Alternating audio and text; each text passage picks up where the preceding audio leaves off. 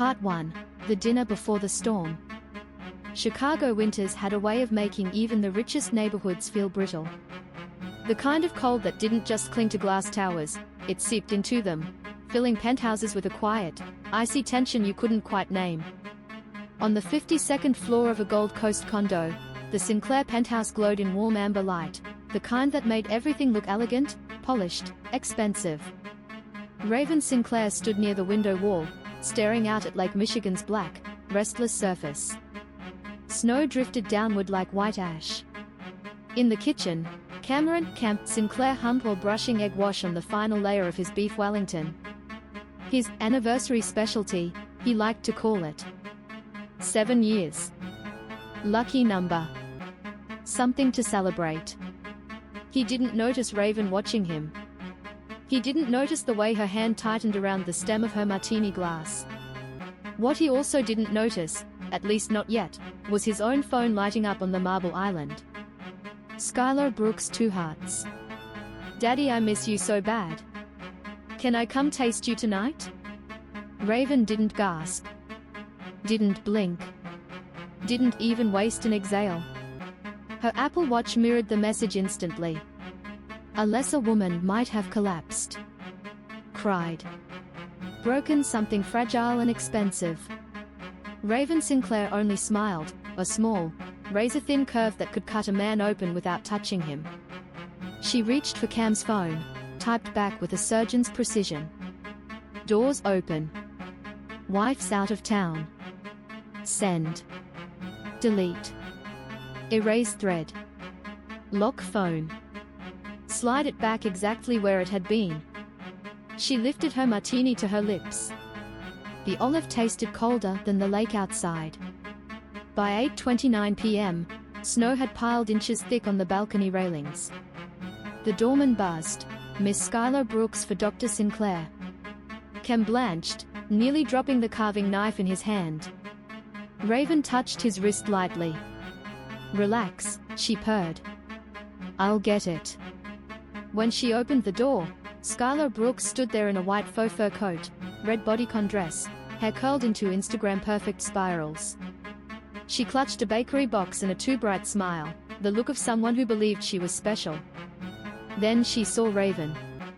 Her smile died so fast it felt like a temperature drop. Raven, wrapped in a long black silk dress and heels sharp enough to commit quiet crimes, tilted her head. "Hi, Skylar. Come in, baby girl. Let me take your coat." Skylar didn't move. Raven reached forward and slid the coat off her trembling shoulders anyway, hanging it neatly while offering the kind of smile a lioness gives before deciding whether she's hungry. Cam appeared behind Raven, face pale, eyes wide, guilty in a way even the snow outside couldn't wash clean. "Skylar," he whispered. "This isn't." "Oh, sweetheart," Raven interrupted softly, "don't insult her intelligence. She's here because you invited her." She pointed at the living room. "Sit." Skylar obeyed. She perched on the edge of the velvet sofa like it might bite her. Raven walked to the bar cart and made 2 drinks, 1 martini in crystal for herself, 1 plain water in a clear plastic cup for Skylar. She handed it over with a sweet smile. "I didn't want you to feel out of place, honey. College interns shouldn't have baccarat. It's above your pay grade." Skylar's throat bobbed. Raven leaned back in the armchair opposite them, crossing her legs slowly, deliberately. For the next 45 minutes, she conducted the most elegant psychological dismantling Chicago had ever seen.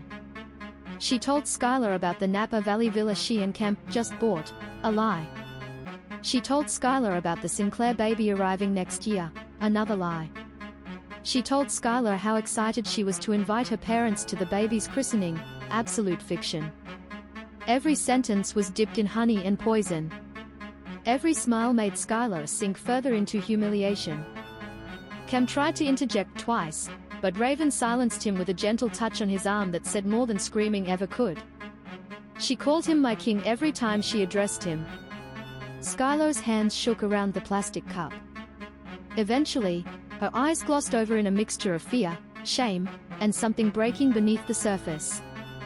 Raven watched it like art. And when she decided the girl had been emotionally filleted enough, she rose, walked to the kitchen drawer, and pulled out a small, compact Ruger LCP.380, the rose metallic one Cam had gifted her last year. She placed it on the glass coffee table beside the plastic cup. "Pick one, sweetheart," she said quietly. "The cup or the gun." 10 seconds. That was all it took. Skylar bolted for the door, screaming. Cam shouted after her. Raven didn't aim at Skylar. She didn't need to. She lifted the .380 and fired a single shot upward. The loud crack echoed like a thunderclap. Plaster dust drifted from the ceiling. Skylar collapsed in the hallway, crying, shaking, terrified, unharmed, but shattered. Raven walked to her, heels echoing like a metronome of doom. She crouched, leaned close, and whispered, "Next time you text my husband, I won't aim at the ceiling." Skylar sobbed, scrambling toward the elevator like a wounded animal. Raven nudged the bakery box with her foot. "Tiramisu isn't his favorite, by the way," she murmured. "I am." The elevator swallowed Skylar whole. Silence reclaimed the penthouse.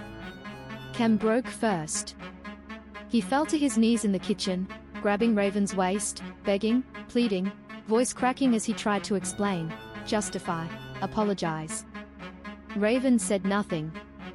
She simply packed every piece of his designer wardrobe into 2 suitcases, dragged them to the balcony, opened the doors, and tossed every last Tom Ford suit into the snowy wind 30 stories above Michigan Avenue. People on the street scattered as high-end fabric drifted like dark snowflakes. Then she shipped Skylar a box. Inside, all the expensive lingerie Cam had ever bought his little intern. And a Polaroid of Raven sitting on the Sinclair sofa, feet resting on a suitcase full of cash, the rose-colored .380 in one hand, expression cold and predator smooth. She signed it. "Stay out of Chicago." Harper Monroe entered the story the next morning like a storm with good hair. Harper wasn't just a divorce lawyer. She was the divorce lawyer. The woman Chicago's richest wives called when their husbands forgot who really funded their power. Raven didn't want a divorce. She wanted an extinction. With Harper's help, she obtained a hacker. A quiet one. Efficient. Discreet. Within days, Raven had everything. Cam and Skylar's messages. Their photos. Their videos. Their recorded calls. Their timestamps. Their screenshots. Their iCloud backups, all of it. And she mailed them out like party invitations. The board of directors of Cam's hospital. The wife of the hospital's director. Chicago's biggest gossip page at Kitespill. By the end of the week, Cam was suspended. His medical license put under review. His private practice shuttered. Skylar quietly withdrew from school and disappeared from Instagram. Chicago was feasting. And Raven was only beginning. 3 months later, the wind outside the courthouse howled like winter itself was watching. Cam stumbled out after signing the divorce papers, looking nothing like the golden doctor he once was. Motel living had left shadows under his eyes. A woman in a long dark coat approached. "Cameron Sinclair?" He blinked. "Yes." She handed him a plastic cup. A cheap, clear plastic cup. "From Raven," she said. "She said you'd understand." Inside the cup, a single .380 round with dried rust-colored smudging. And a slip of paper. "I kept my promise. I didn't aim at the ceiling the second time." Cam's breath hitched. When he looked up, the woman was already walking away. Detective Lena Torres, badge tucked beneath her coat. Watching. Waiting. Knowing far more than she said. Cut 2. Raven in a Miami penthouse, champagne glass in hand, ocean glowing beneath a pink sunset. Calm. Untouchable. On the table, a small cigarette box. Inside, a single ring. A man's wedding band. She stared at it with eyes empty of remorse. Plastic cup for the side chick, she whispered. Lead for the husband. A slow, chilling smile. Fair trade. A single gunshot echoes off-screen. Part 2, The Ruin of Cameron Sinclair. Chicago winters could make even the strongest men look fragile. The cold crept into bones, slowed thought, iced over the parts of the spirit that once believed things could be repaired. By December, Cameron Sinclair had become one of those men. The city had devoured him slowly, headline by headline, rumor by rumor, whisper by whisper. And Raven watched it all unfold from a distance with the same calm attention one might give a candle burning down to the last inch of wick. She didn't rush the destruction. She curated it. 1. The fallout begins. 2 days after the scandal packages were delivered, Raven received her first message from Harper Monroe. Harper. Board meeting concluded. Cam suspended without pay. They'll announce pending investigation at 3 p.m. Raven. That was fast. Harper. You handed them everything. You practically delivered his career on a platter. Raven sipped her peppermint coffee, watching snow spiral outside her office window. Chicago looked softer under snow, but she knew better. Things fall quicker when they are rotten inside, she murmured. Her assistant poked her head in. Ms. Sinclair? Your noon meeting was moved to 2. Also, there's a woman downstairs asking to see you. Blonde. Crying. Says her name is Skylar Brooks. Raven smiled faintly, slow and cold. Send her up. 2. Skylar's visit. The elevator doors opened and Skylar stepped out, wrapped in a thick parka, mascara melting down her cheeks like black icicles. She looked smaller than Raven remembered. Fragile. Like a student who'd taken the wrong bus and landed on the wrong planet. Raven didn't stand to greet her. Skylar, she said calmly. You look indifferent. Skylar's voice broke. Please. You have to stop. I'm begging you. Raven tilted her head. Stop what? You sent those photos. Those videos. To my school, they expelled me. My mom won't even look at me. Her voice cracked. I'm ruined. Raven set her pen down. You weren't ruined by me, sweetheart, she said softly. You were ruined the moment you decided another woman's husband was a toy. Skylar choked on a sob. I didn't know, he told me. He said he was unhappy, he said. Raven held up a hand. Don't. Don't insult yourself by pretending you didn't see the wedding ring. Skylar froze, breath hitching. Raven leaned back, eyes colder than Lake Michigan in November. You climbed into a life that didn't belong to you, and now you're shocked the fall hurts? Skylar blinked, confused. You don't want him back, do you? That was the one question Raven didn't let show on her face. For a fraction of a second, something flickered, not sadness, not regret, just calculation. No, Skylar, she said. I don't want him back. Skylar looked relieved. Until Raven added. I want him finished. Skylar stepped back as if struck. You're insane. Raven smiled. I'm just thorough. Skylar fled the office without another word. Harper stepped in moments later.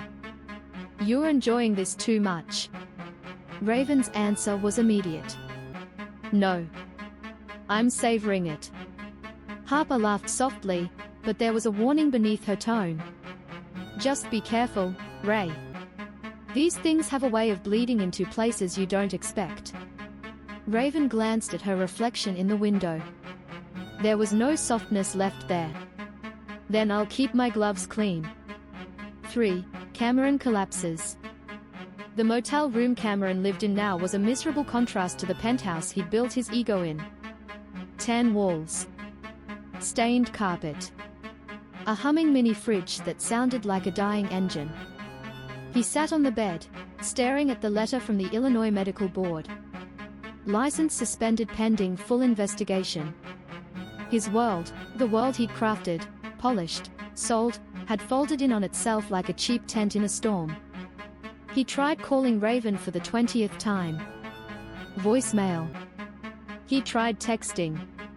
No reply.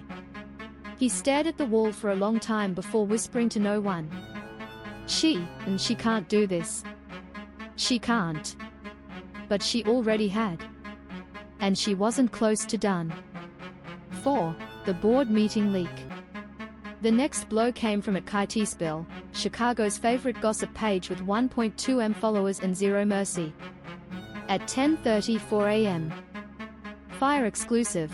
Plastic surgeon to Chicago's elite suspended after alleged affair with intern plus unethical conduct investigation. Receipts in the next slide.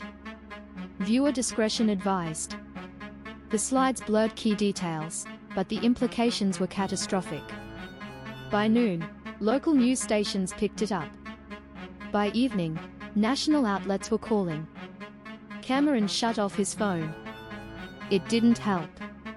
The world kept burning. 5. Harper's warning. Back in Chicago, Harper and Raven met in Harper's downtown office, tall glass windows, shelves full of legal awards, a place where endings were written and ex-husbands bled settlements. Harper poured them both whiskey. Listen, she said, you've done enough. More than enough. Pull back. Let the legal process handle the rest. Raven swirled the glass. The legal process? She scoffed lightly. Harper, the legal process is where wealthy men buy redemption. She leaned forward. I'm not letting him buy anything ever again. Harper sighed. Revenge is a razor, Raven. Eventually, you cut yourself. Raven's smile didn't reach her eyes. I cut him first. 6. Chicago PD notices. 2 weeks later, Detective Lena Torres knocked on Raven's door. She was tall, sharp-eyed, dressed in a dark overcoat with a badge clipped discreetly to her belt. Raven opened the door, arching one eyebrow. Detective? Lena nodded politely. Mrs. Sinclair. Mind if I come in? Raven stepped aside. Lena walked through the penthouse slowly, observing the minimalist art, the spotless counters, the impeccable order, the kind of curated calm that told her this woman doesn't leave fingerprints unless she wants to. They Saturday. I wanted to ask a few questions, Lena said. About your husband. My estranged husband, Raven corrected. Lena continued. There's concern he might be in danger. Raven almost laughed. In danger? From who? We are not sure, Lena said, watching her reaction too carefully. But someone mailed your husband an item that could be interpreted as a threat. Raven's pulse didn't change. Do you have it? Not yet, Lena said. He hasn't turned it over. Raven took a calm sip of tea. Well, Detective, I wish Cameron the best. But whatever mess he's in? He made it without me. Lena studied her carefully, like a chess piece she wasn't done understanding. Then she left. Raven closed the door softly, leaned against it, and let out a slow breath. Things were shifting. She could feel it. But she wasn't afraid. If anything, she was exhilarated. 7. The apartment fire. A week later, Raven received a 4 a.m. call. Cameron's motel had caught fire, not severe, but enough to destroy most of his remaining belongings. He wasn't hurt, but he was shaken. Badly. He told investigators someone had tossed something at his window. A spark. A threat. No one believed him. But Raven knew panic-induced paranoia when she saw it. She knew exhaustion. She knew collapse. She didn't start the fire. She didn't need to. When a man loses everything, he begins to fear anything. 8. Skylar breaks. In January, Harper forwarded Raven a voicemail Skylar had left for her. "You win, okay? You win. I'm done. I'll leave Chicago. I'll do anything. Just, please stop. Please. I'm sorry. I'm so sorry." Raven replayed it twice. Not out of pleasure. Out of closure. Skylar wasn't her target anymore. Not really. The girl was young. Stupid. Lost. But Cameron? Cameron had chosen every step that led to his downfall. And Raven would make sure he felt every inch of it. 9. The court date approaches. 3 months after the dinner, after the shot, after the downfall began, the divorce date arrived. Raven dressed in a charcoal coat, hair sleek, boots sharp. Harper joined her, papers in hand. Cameron arrived late. Thin. Disheveled. Eyes darkened by sleeplessness. He didn't look at Raven. He couldn't. When the judge finalized the dissolution of marriage, the gavel sounded like a coffin closing. Raven walked out without a backward glance. But she wasn't done. There was one final piece. One last echo. One final sting. 10. The last delivery. Cameron exited the courthouse alone. Snow fell soft as ash. The street was quiet. His breath fogged in front of him. A woman approached. Dark coat. Dark gloves. Dark eyes. She held out a plastic cup. "For you," she said. From Raven. Inside the cup, a single .380 round. And a message. "I kept my promise. I didn't aim at the ceiling the second time." Cameron froze. The woman turned and walked away. Detective Torres. Watching from a distance. A shadow crossing paths with another. And somewhere far away, Raven Sinclair smiled. Because revenge wasn't just about ending someone. It was about making sure they remembered the ending. Part 3. The Woman Who Walked Away. Chicago's winter finally broke in mid-February. Not with sunlight, not with warmth, just with a slightly softer shade of grey that suggested the city had run out of energy to be cruel. Raven Sinclair had not. She moved through the remains of her divorce like someone gliding down a runway, precise, unhurried, sure of every step. While Cameron unraveled thread by thread, she rebuilt herself quietly, obsessively, like a sculptor chiseling away the final fragments of marble. By March, her old life no longer fit. Her office. Her penthouse. Her name. She was already planning the exit long before anyone realized she intended one. 1. Detective Torres doubles back. 3 days after the courthouse incident, Detective Lena Torres stood in the precinct break room, flipping open a file with Raven's name on it. Cameron had tried reporting the threat, but his credibility was compromised. His statements were rambling, contradictory, fueled by exhaustion and humiliation. Still, something about Raven unsettled Torres. Powerful people tended to show emotion when losing something significant, a home, a marriage, a public image. Raven hadn't. Not once. She'd been composed, poised, almost serene. Like someone who had already accounted for every domino. Torres sipped her coffee and murmured. "She's not done. I can feel it." Her partner shrugged. "Nothing to charge her with. Let it go." But Torres didn't. She dug deeper, old court filings, business records, social media, former colleagues. Raven's public life was immaculate. Too immaculate. Anyone this clean, Torres said, is either a saint or a strategist. And Raven Sinclair did not give off saint energy. 2. Skylar disappears from the story. Skylar Brooks left Chicago within the week. A simple bus ticket to Des Moines. A single suitcase. No goodbye. Raven received confirmation through Harper. She's gone, Harper said. Your little intern problem is over. Good, Raven replied, eyes fixed on a snow globe on her desk. She never was the real problem. Harper hesitated. You feel anything about her? Of course, Raven said. Harper exhaled in relief, until Raven added. Relief. Loose ends exhaust me.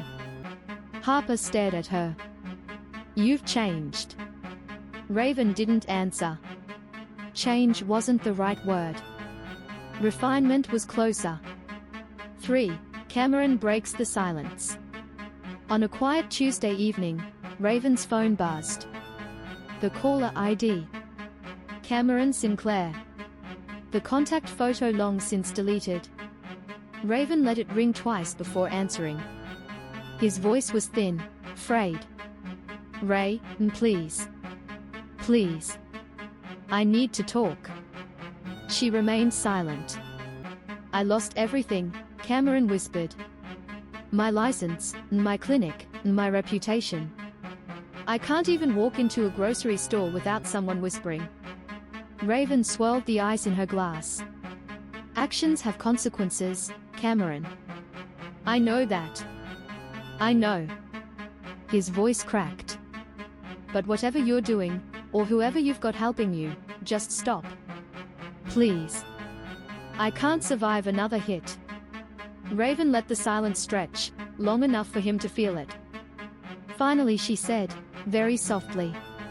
I told you once, Cam. I don't aim at the ceiling. Cameron stopped breathing for a beat. Raven, what did you do? She smiled, not cruelly, just honestly. Exactly what you deserved. Then she hung up. She blocked his number. And Cameron Sinclair was officially exiled from her world. 4. The departure plan. Raven moved quietly. She sold the penthouse with a single phone call. Transferred assets to offshore accounts. Cut ties with colleagues, friends, networks, all except Harper. To Harper she said. I'm relocating. Where? South? South like Atlanta? Or south like disappearing? Raven smirked. South like sunshine. Harper squinted. You're scaring me. You don't have to be scared, Raven replied. You're the only person I've never lied to. Should I be flattered? Yes, Raven said simply. You should. Harper stepped closer, lowering her voice. Tell me the truth, Ray. The whole truth. Did you actually? Raven cut her off with a shake of her head. Some questions, she whispered, are safer in the dark. Harper didn't push further. Some answers were unnecessary when the woman standing in front of you was already a storm. 5. Cameron receives the second message. On a windless night in late February, Cameron returned to his motel room to find something sitting on his pillow. A plastic cup. The same cheap, transparent kind Raven had set in front of Skylar that night. Inside. Nothing. Just emptiness. But the meaning was enough to collapse him onto the bed. He wasn't sleeping. He wasn't eating. His mind replayed Raven's voice again and again. The cup or the gun. 10 seconds. It threaded into his dreams. It followed him into daylight. It hollowed him out from the inside. The more he spiraled, the more the world tilted. Detective Torres visited him again, but he couldn't speak coherently. She left the room certain of one thing. Someone is haunting this man. She didn't know who. But the plastic cup told her everything she needed. 6. The last time Lena Torres knocks. 2 days later, Detective Torres returned to Raven's penthouse one final time. Raven opened the door wearing a soft cream sweater, hair tied back, looking like she'd just finished packing. "Detective," she said warmly. "Coffee?" "No," Torres said. "I'm not staying." Raven leaned against the door frame. "What can I help you with?" Torres held up a photo, the plastic cup from Cameron's motel room. "Recognize it?" Raven barely glanced. "It's a cup, detective. They sell them in packs of 100. Torres studied her face. "You know, the strangest thing about you, Mrs. Sinclair, is how calm you are. No matter what happens. No matter what you lose." Raven smiled gently. "I don't lose things I don't want." Torres stepped closer. "I don't have proof. Not yet. But I know you're involved." Raven didn't blink. "And I know," Torres added, "that whatever you're chasing doesn't end well." Raven's reply was a whisper. "It already ended, detective. I'm simply cleaning up." Torres exhaled and stepped back. "This isn't over." "For you," Raven said, "it is." She closed the door softly. Not a slam. Just a decision. 7. Miami. Raven arrived in Miami in mid-March. She rented a penthouse overlooking the ocean, floor-to-ceiling windows, white marble floors, a balcony that opened into warm air that smelled like salt and possibility. The city glittered with colors Chicago had never learned to wear. She unpacked slowly, deliberately. Clothes first. Documents second. Memories last. On the coffee table, she placed a lacquered box shaped like a cigarette case. Inside it, a single wedding ring. Cameron's. Cleaned. Polished. Set in velvet. A trophy. A gravestone. An ending she didn't need to explain. She poured champagne, curled up on the sofa, and watched the water. No regret. No guilt. Just a profound, bone-deep stillness. This was the part of revenge no one wrote about, the silence after the storm, when the woman who survived finally got to choose her next life. Raven raised her glass toward the horizon. "To freedom," she whispered. 8. The final twist. At 9:14 p.m., her phone buzzed. An unknown Chicago number. Raven almost ignored it, until she saw the attached image. A photo of Detective Torres, standing outside Cameron's motel, holding something in an evidence bag. A plastic cup. And something else beneath it. A hotel key card. Raven's hotel key card, the one she'd used the night before flying to Miami. Her smile didn't fade. If anything, it deepened. So the detective had found her shadow. Good. Every femme-fatale needs an audience. Raven typed back. "If you want answers, detective, come find me." She turned off the phone, set down her champagne, and stepped out onto the balcony,